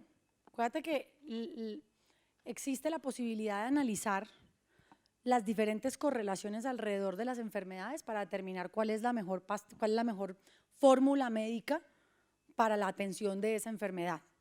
Entonces, lo que logrará la computación cuántica es el análisis de más datos a mayor tiempo con más eficiencia para poder tomar esas decisiones. Ya se aplica en algunos sectores, sí señor. Sí, ya se aplica en algunos sectores. ¿Alguna otra pregunta? Quiero hablar un poco del tema de seguridad. Y quiero hablar del tema de seguridad porque todas estas tecnologías abren la puerta a una cantidad infinita de soluciones para cada uno de nosotros. Todas las tecnologías de las que hemos hablado mejoran la calidad de vida del ser humano, pero la misma se va a ver siempre impactada cuando no manejamos estándares de seguridad para el tratamiento y protección de los datos que estas soluciones manejan. Cuando utilizamos los datos para lo que no fueron entregados. Cuando no tenemos las compañías adecuadas que tengan los sistemas de seguridad necesarios para contrarrestar los ciberataques. ¿Cuántos de ustedes conectan el celular a un terminal en un aeropuerto con una USB? Y es un aeropuerto, y los hackers, ustedes saben que usted se va a montar un avión y usted está conectando un puerto USB. Y luego se baja del avión y no tiene nada en la cuenta y pregunta, ¿qué pasó? Pasó que tomó una decisión equivocada. Y una decisión equivocada en el sector empresarial no es conectar una USB, pero es tener compañías o trabajar con compañías que no tengan niveles de seguridad óptimos para el desarrollo de sus diferentes soluciones. Hace poco en un foro de emprendedores, yo le decía a los emprendedores y casi me matan, que ser recursivos es bueno, pero ser recursivos poniendo los datos de las personas, dejando la información privada de las personas a merced del mundo de la ciberdelincuencia, no es ser recursivo, es ser irresponsable. Muchas veces nos llegan emprendimientos que son chuchito@freemail.com y ese freemail.com o .co o .org o el que quieran, ¿cumple con los parámetros de seguridad? Cuando le estamos pasando a un tercero nuestra información para que nos la analice, somos una startup, buscamos un tercero que no sea costoso, etcétera, etcétera, nos preocupamos porque ese tercero esté manejando las cosas de manera adecuada. ¿Y qué pasa si no lo está haciendo? ¿Qué pasa si el señor, por ejemplo, decide que la aplicación, solución o cualquiera de las cosas que está desarrollando el señor emprendedor no cumple con los estándares internacionales de seguridad de datos o con el GDPR? Hay gente que dice, pues no importa, estamos en Colombia. Doctor Mario, ¿importa que estemos en Colombia? ¿O a mí me aplicaría el GDPR? Yo soy italiana, claro que me aplicaría. Tenemos usuarios con doble nacionalidad, claro que les aplicaría. El tema de la seguridad, tanto en el tratamiento de datos como en las tecnologías utilizadas para proteger los diferentes desarrollos que tenemos en nuestras empresas, es casi tan importante como la decisión de innovar en la misma, quizás más. Los costos de no hacerlo son enormes. Al día se reciben más de 85 ciberataques por empresas en diferentes sectores. Entonces, sería responsable hablar de tecnologías emergentes sin hablar de ciberseguridad, sin hablar de parámetros de seguridad, sin hablar de GDPR, sin hablar de las normativas nacionales. No. ¿Alguna pregunta con este tema? ¿Los abogados por ahí? Por allá.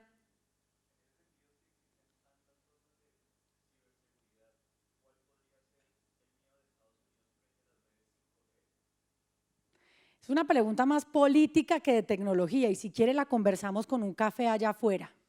¿Le parece? ¿Alguna otra pregunta?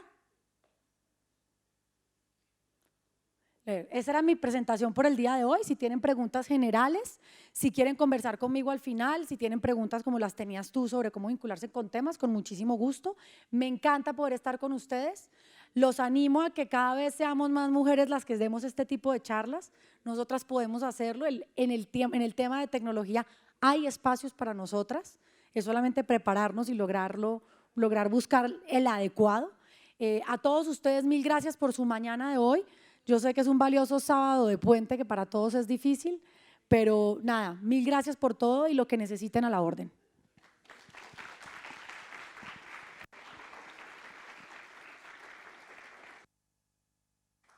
Bueno, mil gracias, Catalina.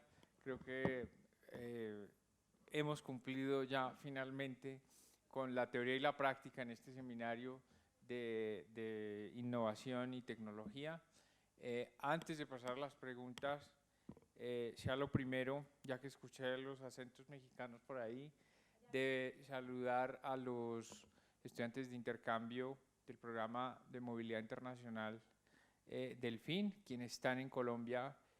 Son 698 muchachos que están en Colombia dedicados por 7 semanas a investigación en ingeniería y en derecho, así que en diferentes disciplinas, no solo ingeniería, derecho, sino también en otras humanidades y en otros temas científicos, así que quiero darles un saludo y denles un aplauso, por favor, porque están aquí este sábado con nosotros. Bien, y ahora decirles, por supuesto, que en el tema de innovación y tecnología, pues muchas son las preocupaciones y las dudas. La universidad con IBM precisamente tiene un diplomado internacional, no es con IBM Colombia, sino con IBM México, en Smart Cities, que está, como lo dije la semana anterior, está abierto al público a partir de, en esta semana ya se abrieron las inscripciones de este diplomado, e igual un diplomado en Big Data con Intel, de manejo de información, también en convenio con QCEA de la Universidad de Guadalajara, para los que vienen de esa universidad. Muchas gracias. Mario, y tengo entendido que la universidad tiene convenio con IBM Colombia también para el uso de de varias de estas tecnologías, entonces sí, también es importante que con nuestros profesores revisemos si queremos utilizarlas, porque podemos hacer capacitaciones alrededor de cada una de ellas, ya no charla como tal, sino ya ir al software y trabajarlo. Sí, de acuerdo. Todo el sistema, digamos, los sistemas de información de la universidad y los desarrollos de la universidad tienen convenio con IBM, y no solo eso, sino también todos los temas de prácticas para algunos de los que se dedican a este tema de tecnologías. Antes de pasar a las preguntas de ustedes, yo tengo una pregunta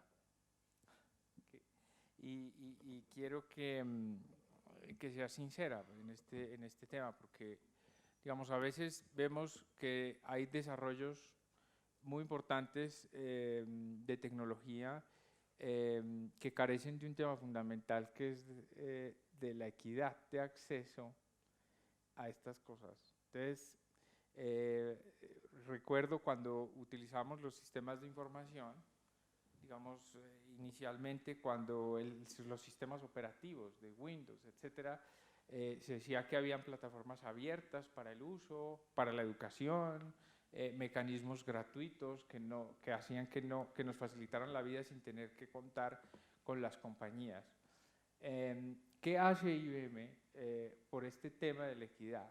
¿Qué trabajos o qué apuestas de responsabilidad social corporativa tiene IBM en relación con las tecnologías, especialmente con las emergentes? Voy a darle dos respuestas a tu pregunta. La primera es temas de equidad en tecnologías emergentes. Un gran ejemplo de cómo lograrlo es proyectos como el de Agrosavia. Estás llevando la inteligencia artificial a los agrónomos y agricultores de todas las partes del país. A veces la mejor forma de entender cómo uno puede llevar este tipo de tecnologías a todos los rincones es entender cómo la gente puede sacar provecho de ellas. Y el provecho a veces no es porque yo pueda entrar y acceder solo, el provecho es que pueda facilitar una toma de decisión en mi vida. Entonces, Agrosavia, que es un proyecto que no solamente tiene el respaldo de IBM, sino el Ministerio de Tecnologías, el Ministerio de Agricultura, Agrosavia, una compañía, una gran compañía, un gran startup de este país que se llama Green, que nació en Medellín y son quienes operan este proyecto. Esa es una muy buena forma. Ahora, hablando de IBM, de proyectos sociales de IBM y responsabilidad social como tal, nosotros hemos decidido desde hace un tiempo que la mejor forma de aprender, de cambiar y de fortalecer los procesos de desarrollo de estas tecnologías es trabajando con la gente, es trabajando con el talento y con la educación. Hay un video que los invito, es cortico, es una propaganda de Apple que le regalan una tableta a un señor, la hija, y cuando llegue le pregunta cómo está la tableta, él está picando el tomate en la tableta y la está metiendo en el lavador de platos. Eso pasa cuando yo hago transformaciones tecnológicas sin haberle enseñado a la gente. Entonces, uno de los principales ejes de IBM con responsabilidad social en estos temas es enseñarle a la gente desde el principio qué significan. Para eso tenemos una modalidad educativa que se llama PTech. PTech es Pathways for Technology, es un programa académico de 9º a 12. En Colombia hay 2 colegios en este momento que lo tienen, uno en Suba y uno en Ciudad Bolívar, donde los pelados desde 9º se les empiezan a hablar no solamente de estas tecnologías, sino que se les permite hacer, no son prácticas porque la ley colombiana no permite prácticas, pero sí proyectos especiales en IBM, con mentores de IBM. Esto es una figura poderosísima, tenemos una cantidad de colegios en el mundo, hay en Estados Unidos, hay en Marruecos, hay en Australia, hay en Francia, hay en Brasil, hay en Perú prontamente. Esa es una de las cosas que hacemos con responsabilidad social. Otra de las cosas que hacemos, y era lo que mencionaba ahorita, es los convenios interacadémicos. Nosotros tenemos convenio con la universidad, a través de la cual lo que hacemos es poner a disponibilidad de los grupos de investigación de la universidad las tecnologías de IBM. De tal forma que si existen grupos académicos que estén haciendo investigación con analítica de datos, podrían acceder a APIs de Watson para hacerlo más eficiente. Entre muchísimas otras cosas. Temas de equidad y de género, pues IBM es una compañía que es liderada por una mujer. Fue la primera compañía del sector de tecnología liderada por una mujer. No solamente en el mundo, sino en la región. La de Latinoamérica también es una mujer. Es una compañía que se toma en serio el tema de equidad. Se toma en serio el tema de diversidad. Fue la primera compañía en contratar mujeres, fue la primera compañía en contratar gente de color.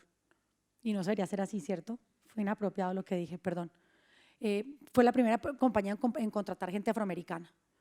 Es una compañía que ha venido liderando los procesos de diversidad del país, del mundo. Bueno, ahora sí, pasamos a las preguntas. Quien tenga una pregunta, preguntas cortas, sustanciosas. Hay un micrófono por ahí.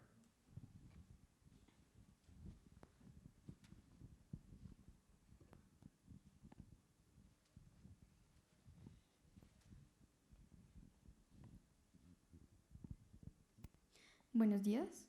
Hola. Bueno, realmente este tipo de aplicaciones es más que todo empresarial. Y digamos nosotros como usuarios normales, ¿de qué tipo o cómo podemos acceder, digamos, al computing data? Bueno, ese tipo de aplicaciones normales, digamos que la podemos encontrar en un Play Store. ¿Cómo podemos acceder a ellas? Esa es una. Y digamos, en cuanto a la inteligencia artificial, ¿hasta qué punto también puede estar afectando la mortalidad y la sobrepoblación también por conservar de pronto la especie humana? Explícame un poquito más la segunda. Bueno, en cuanto a la inteligencia artificial, pues lo que se hace es potencializar al ser humano, pues de pronto también, sí. Y digamos que con toda esta tecnología, ¿qué es lo que está haciendo y de pronto no estaría afectando también la sobrepoblación por conservar, pues digamos, la especie humana, y también estaríamos dañando el medio ambiente?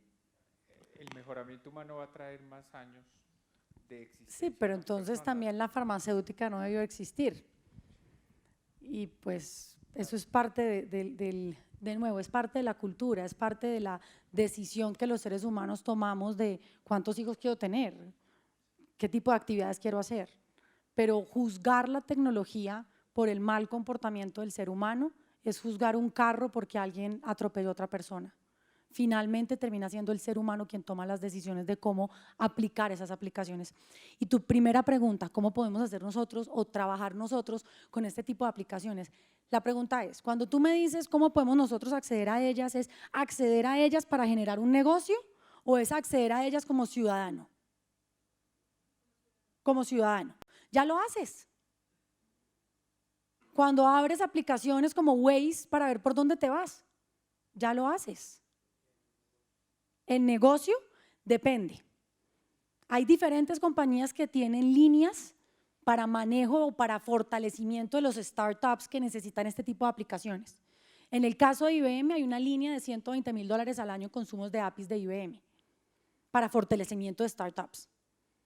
Pero todas las otras compañías también las tienen.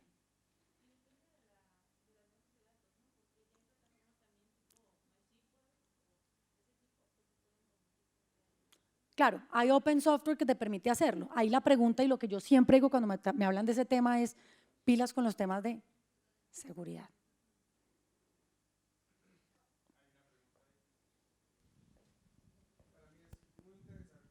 Poder entender algo, y hoy en esta actualidad que estamos viviendo, 2019, cuando yo todavía tengo un temor muy grande, y es poder utilizar mi tarjeta de crédito en aplicaciones como estas, porque a hoy, junio del 2019, he tenido que cambiar 2 veces mi tarjeta de crédito en este año.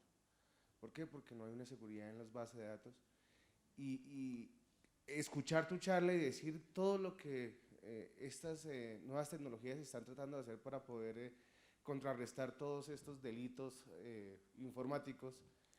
Hoy, ¿qué está haciendo IBM para todo eso? ¿Qué se está haciendo dentro de la tecnología para que no haya esto? ¿No? O sea, me parece que dentro de una faceta como cliente cambia toda expectativa de utilizar esto. Mira, la compañía, y yo no estoy hablando aquí en nombre de la compañía hoy, pero quiero contestar tu pregunta. IBM es una compañía que viene invirtiendo en temas de ciberseguridad desde hace muchísimos años. Fue la primera compañía del sector que sacó lineamientos claros de autorregulación en cuanto a manejos de datos. Entonces, la respuesta a tu pregunta es, también es responsabilidad nuestra. ¿En qué sitios estamos poniendo nuestros datos? Les voy a poner un ejemplo de hace unas semanitas. Estaba con unos emprendedores en Tuluá, Valle del Cauca. Unos pelados súper pilos, tienen un desarrollo chéverísimo, Mario. Tienen un desarrollo que es un tema de mercadeo que utilizan redes sociales. Y ellos me contaron emocionados su proyecto. Y en algún momento yo les dije, ¿y qué pasa si alguien coge todo mi listado de WhatsApp y manda publicidad a todos mis contactos? Y mis contactos no han autorizado eso a través de la plataforma de ellos. ¿Qué pasa, doctor Mario? Que la superintendencia inmediatamente le va a caer a ellos y a mí. Y ellos no lo hayan ni considerado.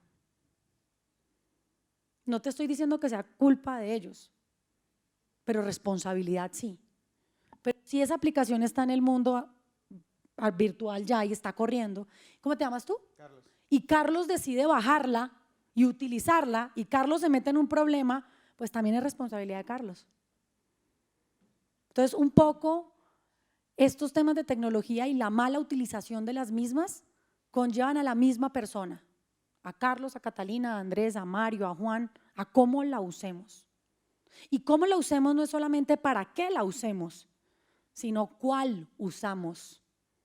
Si yo tengo un negocio y mi mail es, y ese mail no tiene seguridad y estoy compartiendo datos por ahí. Si hago, en vez de tener una persona in-house que me haga el mercadeo, lo tengo por fuera y le entrego toda la base de datos y luego ese personaje va y vende la base de datos. ¿De quién es culpa? A la larga mía como empresa, porque yo no estaba autorizada y porque muy probablemente a ese personaje externo no le hice firmar un documentico que dijera, venga señor, estos datos usted no puede hacer nada con ellos.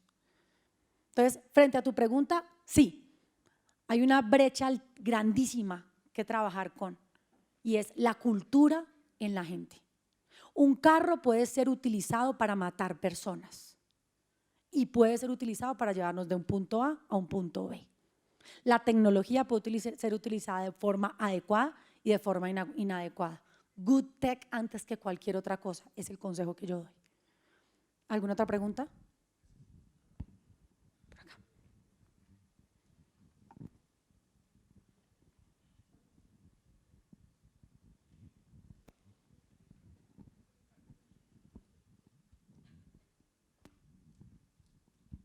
Catalina, gracias por tu exposición.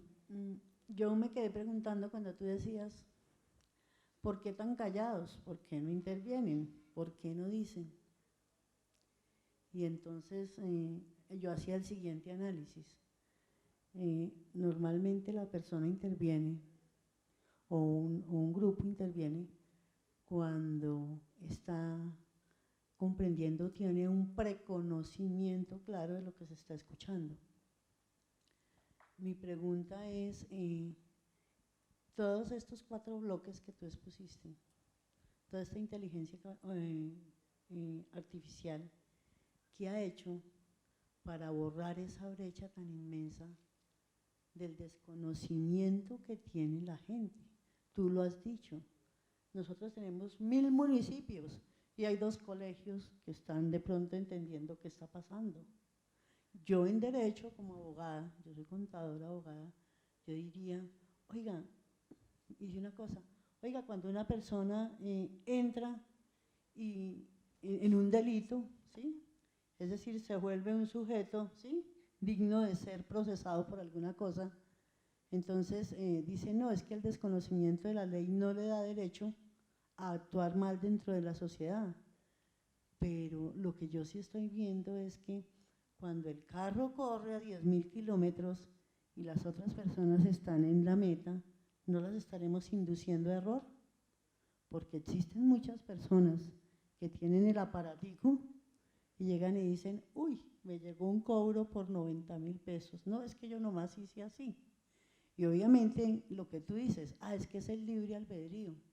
Pero es un libre albedrío que definitivamente dentro de la cuarta revolución estamos actuando como se actuaba antes, como este conoce de malas.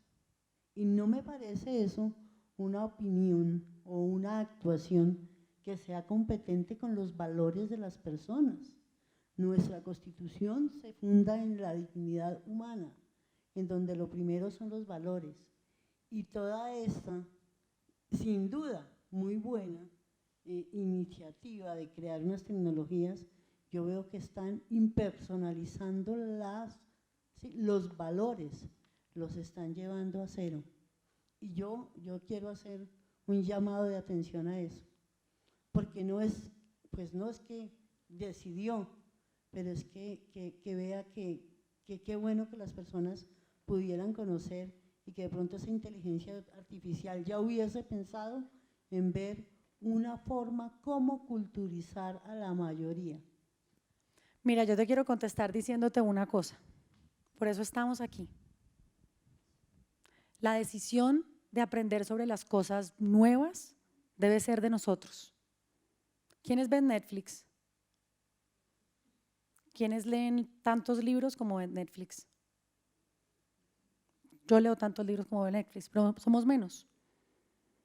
Somos menos. Sí hay una responsabilidad de volver el conocimiento algo atractivo para los seres humanos, pero también hay una responsabilidad de cada una de las personas de aprender sobre las mismas. Tú lo dijiste, el desconocimiento de la ley no te exime de responsabilidad. Es que aquí cuando tú hablas de transgresión de valores, estás hablando de desconocimiento de la ley, porque no es la tecnología la que la transgrede, es la persona la que la transgrede. Entonces no es el ámbito de la tecnología, es el ámbito legal, es el ámbito personal, es la toma de decisiones de cada una de las personas. Y actividades como la que está haciendo la universidad, lo que buscan es generalizar ese conocimiento, enseñarle a las personas, que tengamos un poco más de conocimiento de cómo las tecnologías están llegando a nuestras vidas. Y por eso los ejemplos que puse, en la mayoría de ellos, son ejemplos que están cercanos, son ejemplos que afectan nuestra cotidianidad.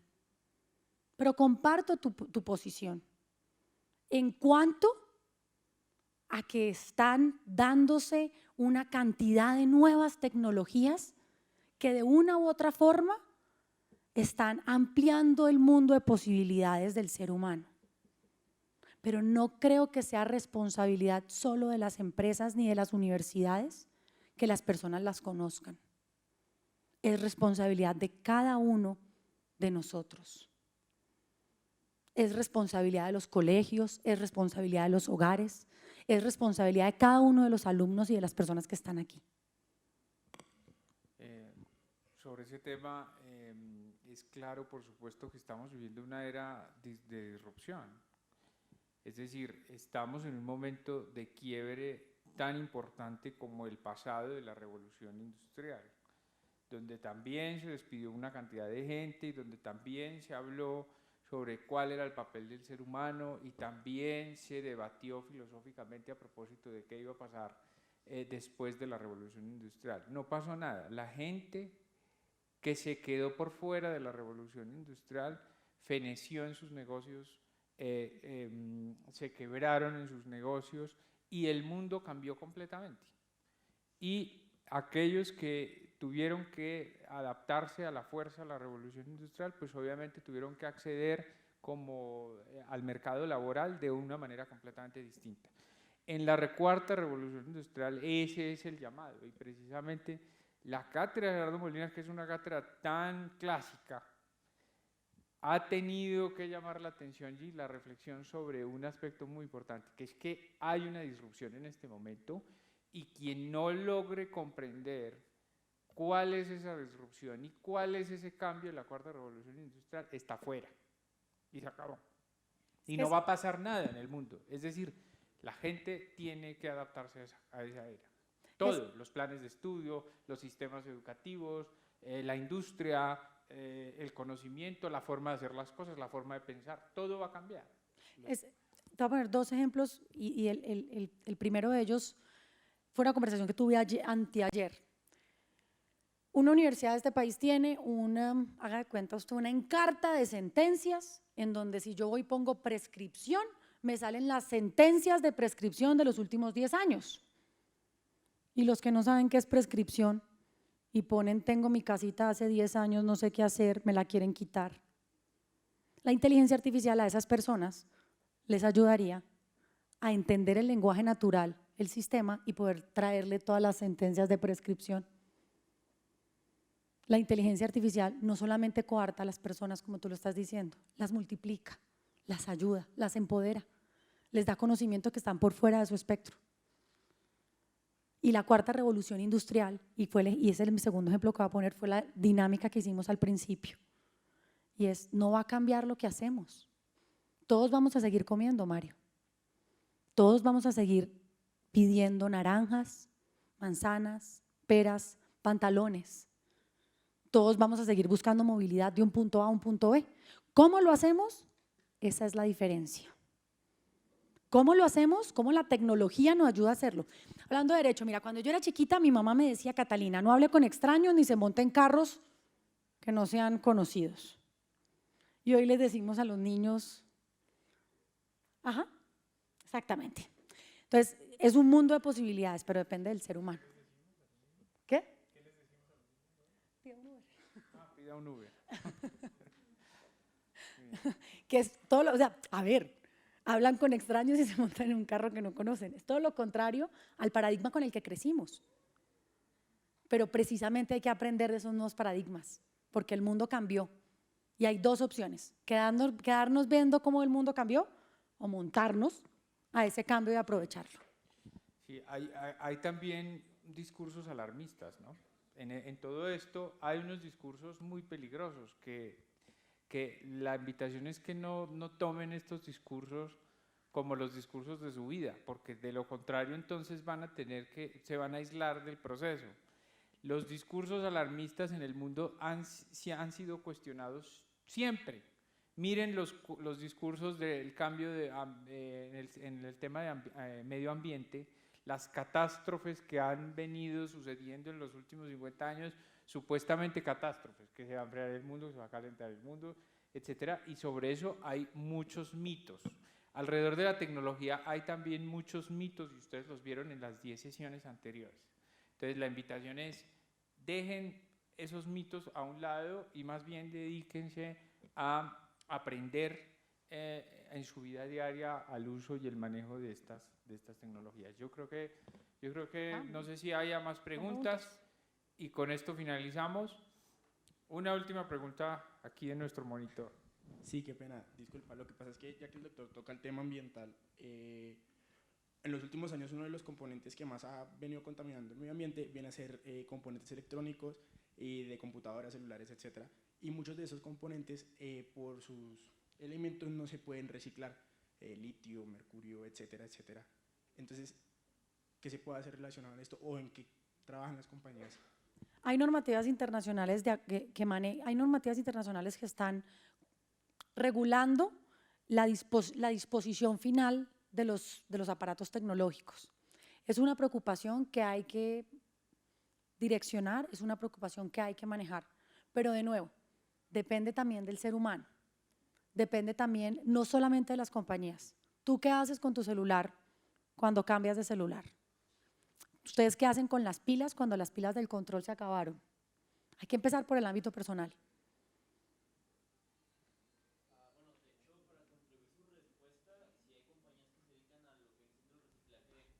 Sí, sí, sí.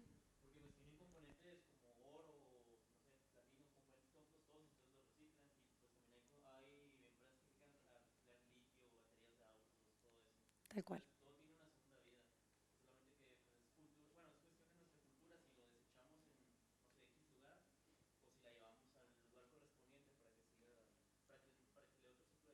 Exactamente, o si el celular que compramos lo dejamos en la mesita de noche y luego un día lo botamos por ahí, o buscamos a alguien que necesite un celular y se lo damos, o sea, depende muchísimo del ámbito personal.